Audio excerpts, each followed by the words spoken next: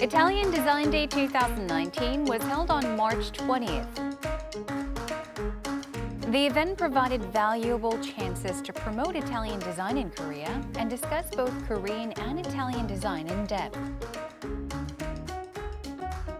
For this particular event, Davide Fassi, a professor at Design Department at the Politecnico di Milano, visited Korea to hold a lecture on the theme of Design for Commons Regeneration. What motivated you to begin this project? This idea of public space could be expanded, something that is bigger. Professor Fassi is receiving attention with his unique projects on spatial design. A European-funded project, collaborating with other partners around Europe. He is consistently challenging himself with his wide-ranging activities. Authoring a book is just one example. Last year, he received the award, the 25th Compasso d'Oro, with his project, Campus, Incubation and Settings for Social Practices. We shall now enter the world of Italian design with Professor Davide Fassi, the designer of living space, in the lead.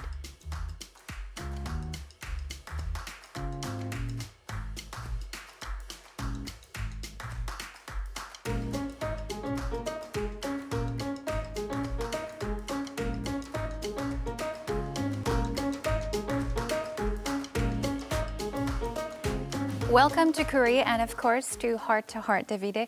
I'd like to, first of all, begin by asking you about your impression of Korea. I know you've been here prior. This was last year, and this is your second visit? Yeah, it is. Thanks, Jennifer. I was here in September last year, so this is the second visit in Seoul. I'm amazed about this place. I mean, it's a city of the people. Yes. I can see a lot of public spaces for people and a lot of amazing walking path and the canal and very good impression. I see that you pay extra attention to those locations, Yeah. those public areas. I don't mean to put you on the spot, but I'm going to have to ask you about your initial thought of the design of city Seoul. And since you're here to see it for yourself, has that impression changed? What is the design of Seoul like? Since you're here to see I have it for to tell you that yourself? before coming here, I have my own idea about Korea. I mean, more related to tradition, but at the same time, innovation. I was expecting a mix of that, and that's what I found. So I'd like to ask, what brings you to Korea this time around? Yeah, this time was for interesting thing because the Ministry of Culture, Italian Ministry of Culture, is organizing. They started 3 years ago to organize the Italian Design Day. We are invited by the Italian Institute of Culture to be ambassador of Italian design in the world. Yeah.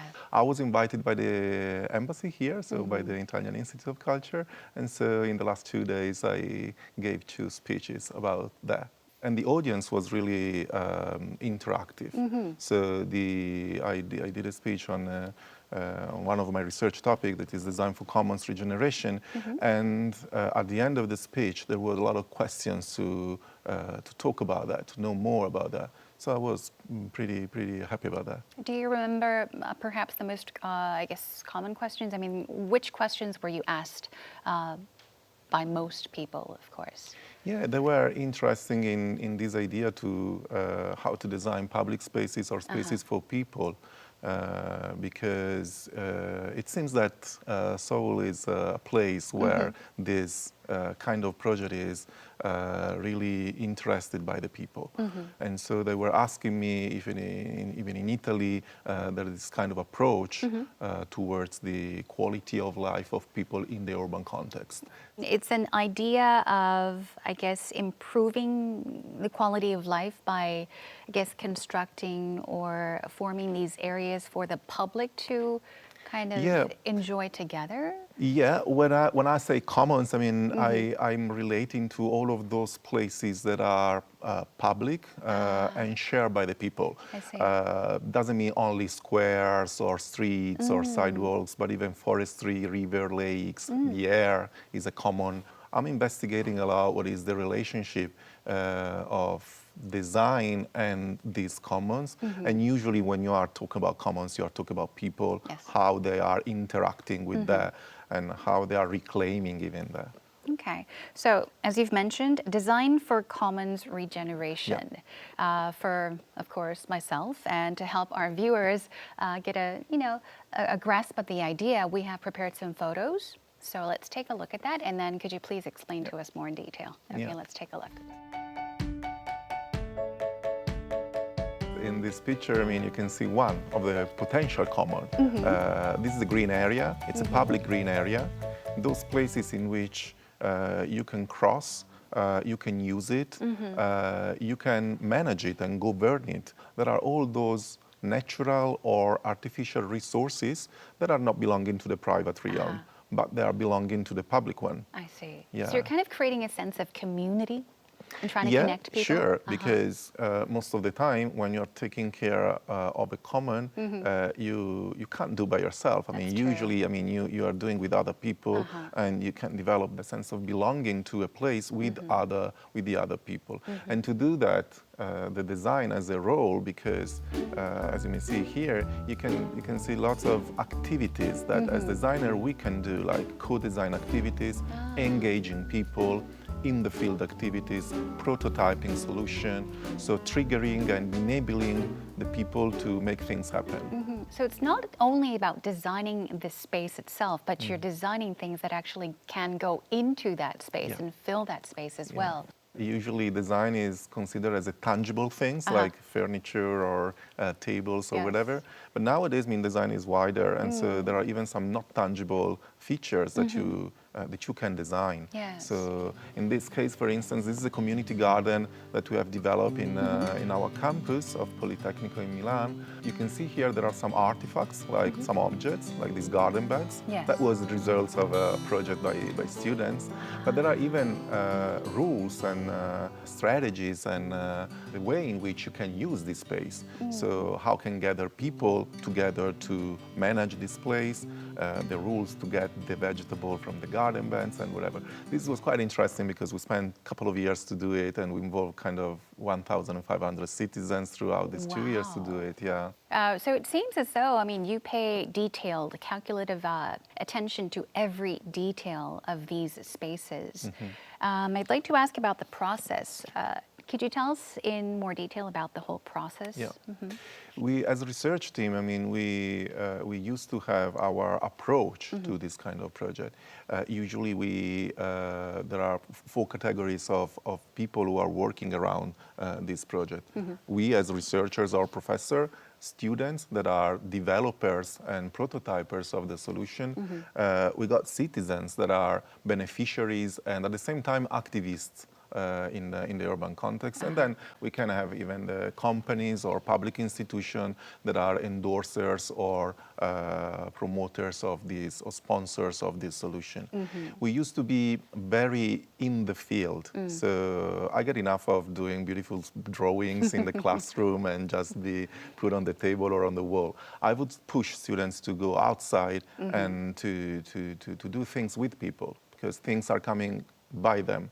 And so it's no more designing for them, but it's designing with them. I see. So it's really a change of perspective. And in the urban context today, it's pretty interesting, because usually the cities were designed by viewing them on top, you know. But in this case, the view is on this side, on this 8. So from the highs and from the citizens' point of view. What motivated you, or what drove you to actually begin this project, the Design for Commons Regeneration project? Yeah, it was quite interesting, because once we started to work with people for some projects like the community garden we saw before, I started to understand that this idea of public space could be expanded. So it's not only the space itself, but it's again common. So it's something that is bigger. When you are living your everyday life, you are crossing different touch points that are related to this broader area. And so it was intriguing me to understand how, as designer, could improve the quality of life of people, their experiences, but not starting as a big master that know everything, but starting to understand their needs and working with them. With everything comes success and failure. Yeah. So I'd like to ask you if there was a certain project. I mean, you've worked on many, many projects, but among the many projects that you've worked on so far, is there a specific project that you got most satisfaction from? And what about the contrary? Perhaps something that you felt that you lacked, and why? Failure is a plus for me. I mean, when you fail, it means that you can do better, but it's a very interesting thing because like you think about how to improve, how to implement. So for sure, I mean, the project that is in my heart is the very first one. It's Coltivando, this community garden that we open at the campus in Bovisa campus in the suburb area where we are with our campus in Milan. It was successful because it has been established in several years ago, and nowadays it's a kind of, we could say, landmark of the neighborhood because most of people, they are coming and not only to work but even to see and to spend free time. Right. And there are some big failure and small failure. We can say you have big failure when people you are working with are not reactive and not proactive. So it happens.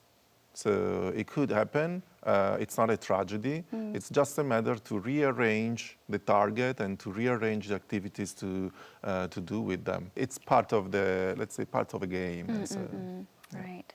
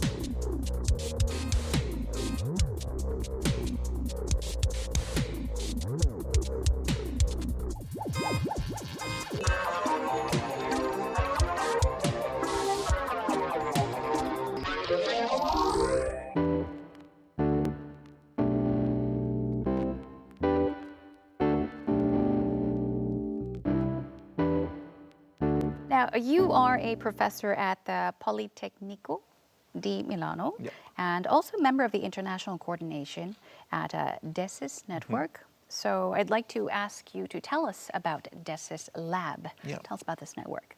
Yeah, DESIS network, it's a network of design for social innovation and sustainability. It was funded in 2008 by Ezio Manzini.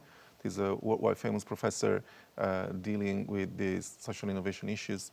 It is at the moment in 45, almost 50, because there are new labs, university around the world.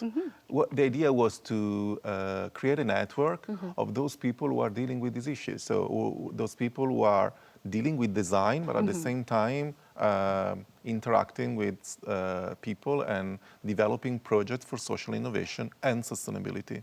And it's very active, so there are clusters of activities, sharing different topics, so investigating a little bit these dynamics behind the sharing economy or collaborative services and in the spaces in the cities. And could you also tell about the most recent project that you've worked on? I believe it was Human Cities? Yeah, it is. And also tell us about the challenges that you faced while working on this project. Yeah. Human Cities was a European funded project under the Creative Europe fundings. you are collaborating with other partners around Europe. In this case, we were 12 partners in 12 different cities, developing projects for the cities, for the public space. The claim was challenging the city scale. So understanding how to develop projects at the micro level, so very punctual in the city, but at the same time how to scale up this project even in other contexts or being best practices for other territories, other areas. It was a project that was recently finished, and we did the final conference here in Seoul in last September with the Seoul Design Foundation. And that's why you were here in Korea. Yeah, with the Seoul Design Foundation, and we brought here all the results of the 12 different projects that we did in the 12 different cities, each one by their own. So we work in Milan, but then there was Cité du Design in Saint-Étienne, Graz in Austria, Bilbao in Spain, London, I mean several places around Europe. Oh, I see. With challenges come great opportunities and even benefits, advantages. So what would you say this project or any other project, a project brings with it? Advantages, what might they be, benefits? Yeah, you know, when you start to a project with some local groups of people or local association, you don't know what is the final output. You don't know at the beginning. Right. So I think that the challenge is that one. In this case, for instance, we work with a very abandoned area. It was a square, 10,000 square meters square, in front of a very interesting theater in the city of Milan. Managed by an association that was very active in the neighborhood. So we helped them by involving 10 different other stakeholders, so other associations that were working in the neighborhood, and we developed with them some solution to improve the quality of that place. At the end, we came out with this very big signal, enlightened signals, to give an identity to the place, so to give a name to the place, meaning to recognize the place as a place to be. Right. And so we end up with this collective workshop with more than 100 people, constructing with them this big signal to be put there. It's still there after 4 years. Nice. And hope it remains Yeah, there for yeah. many, many, many more years. Last year also received a very highly recognized Industrial Design Award. I'd like to ask you about Camp Us, capital US, Us, the 25th Compasso d'Oro award-winning project. Tell us what the award signifies, what receiving this award actually signifies. It's a very important award in the Italian context, and I can say even internationally. It was founded in 1954, so it has even rooted in the design culture in Italy. I can say that in the last years, they open up more to other features of design. We were awarded last year with this project that is a project of social innovation. The award was given because we were able to make small changes in a neighborhood involving lots of people, so to have very good impact on that. In that case, the project Compass was incubation and settings for social practices. The idea was to use those best practices that we used to develop within our campus, to use them outside and to duplicate and replicate in the neighborhood context. And so we developed a web social TV, we developed different community gardens, itinerant pavilion that hosted activities from local association, more than 50 local association in a 3-month events that we did in the area, and then a sustainable economical model to let these projects last longer than the time of the project itself. So we were awarded. We were very happy about that. I mean, it's very good. It's kind of be recognized as a social innovation designer and not only as a product designer. That's right. Although I said highly recognized, I would have to correct that and say it is the most recognized award, especially in the design field, of course. Now, not only have you worked on multiple projects, but you've also published books. In 2012, you published Temporary Urban Solutions, and again in 2017, In the Neighborhood. So I'd love to hear about these books. Could you give us an introduction? Temporary Urban Solution was a book about how design solution for the city with a vision, how to create scenarios that are for short term, but could envision solution for long term. The book itself, starting from this idea and presented a collection of different examples all around the world about this approach. And usually this approach is done by collective of artists, designers, and architects. And they used to work with very poor material because with that material they could figure out different solutions. I see. And so you can let the people see how a place could be in the future. Would you say that publishing books is also part of research? It is. I guess, yes, of course. So I'd like to ask you about the lecture that you give at the Politecnico di Milano. It's perfect. Different pronunciation, sorry. It's perfect Difficult. Italian presentation, don't worry. So what are your lectures usually based on or focused on? I used to teach in interior and spatial design master classes and in product service system master class. So I used to teach how to set up solution in the spaces and how to improve experiences of people in these spaces. So the service components, both the tangible and the intangible part of design. So yeah, I deal with these two different design topics. Yeah.